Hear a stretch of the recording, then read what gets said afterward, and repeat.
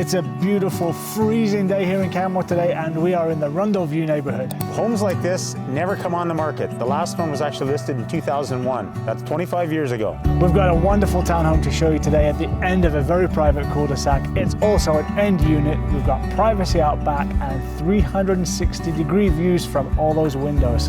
Let's go take a look. So we've got a brand new engineered deck here, as well as on the south-facing side, covered carport, and a very private entrance. As soon as you walk into this home, you are struck by how much sunlight is coming through those expansive south-facing windows. You've got double height ceilings in the living room with an awesome loft up top, and the convenience of one level living, as your primary bedroom is on this level as well.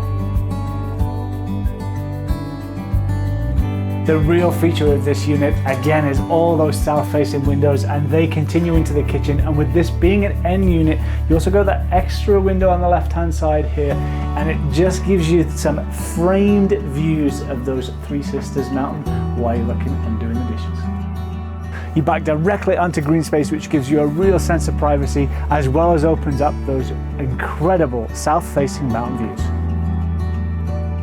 So directly off the back deck, when you are sick of those unobstructed mountain views, you can take the stairs down and access this private road straight out onto the trails and into that private green space. The dog park is about 300 meters that way, as well as Quarry Lake and then the Canmore Nordic Center. It's amazing up here. So we've got 2,200 square feet. The loft is fantastic for a home office. We've got 2 additional bedrooms up here, both with unbelievable views across the valley over the Bow River, as well as a 4-piece washroom. So as you can see in the lower level, we're about half above grade. Really nice sun coming in. This is a family room, but could easily be a 4th bedroom. Tons of storage down here and a full 3-piece bath.